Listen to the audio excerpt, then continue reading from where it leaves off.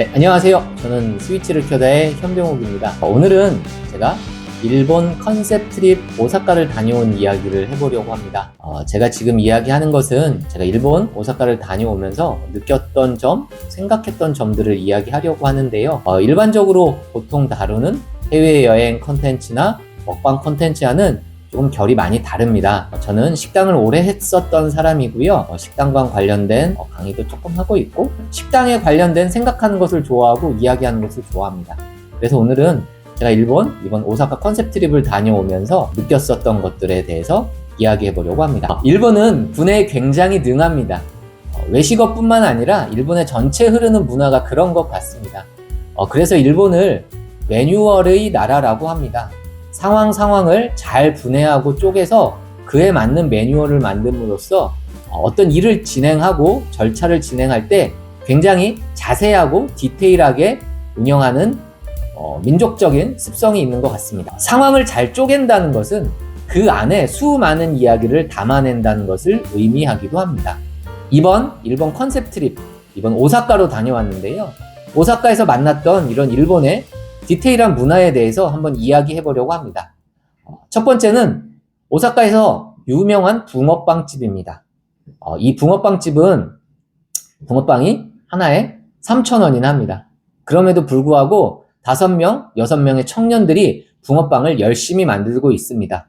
그리고 오사카에 방문하는 관광객들은 꼭 이 붕어빵집을 들려서 붕어빵을 사 먹곤 합니다. 다시 한번 말씀드리지만 붕어빵 한 개에 3,000원짜리 집입니다. 이 붕어빵을 먹으면서 맛있다, 맛없다를 논의하는 것은 큰 의미는 없는 것 같습니다. 왜냐하면 음식의 맛을 보러 컨셉 트립을 떠난 것이 아니기 때문입니다. 이들이 여기서 붕어빵을 만들면서 화려한 쇼 쿠킹, 퍼포먼스도 보였지만 제 눈에 들어온 것은 저울이었습니다. 여기 사진을 보시면 붕어빵을 만드는 공간 안에 저울이 여러 개 있는 것을 볼 수 있습니다. 여기에 저울이 있는 이유는 이들이 무게를 재기 위함입니다. 우리나라 같은 경우는 생활의 달인 이런 프로그램에서 달인들은 무게를 재지 않아도 모든 무게를 맞춘다는 것이 굉장한 컨텐츠입니다. 물론 일본 역시도 오랫동안 같은 일을 반복하면서 무게를 재지 않아도 숙련될 만큼의 기술을 습득했을 것입니다. 그럼에도 불구하고 일본은 항상 옆에 저울을 갖다 놓고 일을 하는 모습을 볼 수 있습니다. 이 붕어빵집뿐만 아니라 카페에서도 저울을 볼 수 있습니다.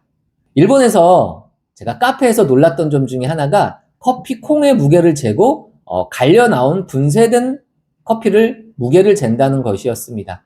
머신의 버튼을 누르면 정해진 양의 커피가 나와서 정해진 양만큼의 커피가 갈릴 텐데도 불구하고 그 커피의 무게를 꼭 재서 커피를 내리는 모습을 보며, 그리고 이번 붕어빵집에 곳곳에 있는 저울을 보면서 이 사람들 참 디테일하구나 라는 것을 느낄 수 있었습니다. 물론 붕어빵집에서는 10개의 붕어빵을 만들 때 10번의 저울을 재지는 않았습니다.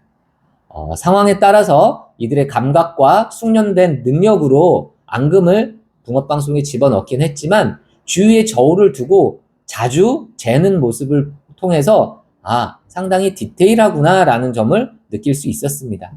두 번째는 용기입니다. 제가 여기서 말씀드리는 용기는 brave man 이럴 때 용기가 아니라 음식을 담는 트레이, 그릇과 같은 것을 말합니다. 일본은 테이크아웃이 굉장히 발달되어 있습니다. 특히 관광지에서는 길거리 음식이 굉장히 많습니다.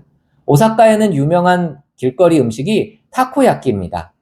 이 타코야끼는 길거리마다 많은 사람들이 먹고 있는데요. 화려한 쇼 쿠킹을 보여주기도 하지만 제 눈에 들어왔던 것은 용기였습니다. 다양한 타코야끼 집에서 다양한 용기를 쓰고 있었는데요. 이 타코야끼 집에서는 문어가 그려진, 문어를 입체적으로 만든 용기를 사용하고 있었습니다. 마치 문어가 타코야끼를 품고 있는 듯한 형상을 만들어낸 것처럼 보였습니다. 길거리에서 사람들이 이런 용기를 들고 먹고 있는 것과 일반적인 일회용 그릇에 담겨있는 타코야끼를 먹는 것을 볼 때면 저 타코야끼 한번 먹어보고 싶다라고 생각이 드는 것은 입체적인 모양으로 만들어진 용기였습니다. 그리고 그 음식이 담긴 용기를 건넬 때 건네주는 젓가락에도 디테일이 숨어 있었습니다. 그냥 일회용 젓가락, 비닐에 싸져 있는 거 건네줄 수 있었음에도 불구하고 자신의 상호가 담겨져 있는 젓가락집을 활용해서 젓가락을 포장해서 준다는 것도 놀라웠습니다. 일반적인 길거리 테이크아웃 음식점에서 말입니다. 그리고 세 번째는 가림막입니다. 이 가림막이라는 것이 어떤 거였냐면요. 제가 솥밥 전문점에 갔었는데 거기서 고기를 구워 먹을 수 있는 세트가 있었습니다. 그때 저에게 서빙된 고기는 2점, 야채 2조각이었습니다.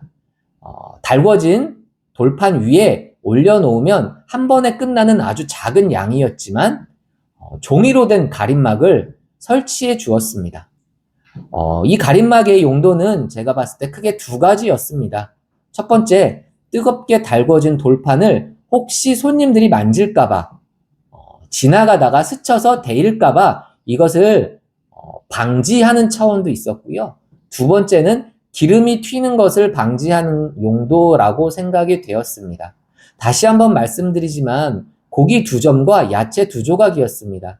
기름이 튈 만한 상황도 아니었음에도 불구하고 디테일하게 가림막을 설치해준 모습을 보면서 이 사람들은 어쩌면 상대방을 배려하는 마음도 있겠지만 우리가 이만큼 너에게 신경을 쓰고 있어 라는 것을 이런 가림막을 통해서 이야기해 준다는 것을 한 번쯤 생각해 보게 되었습니다.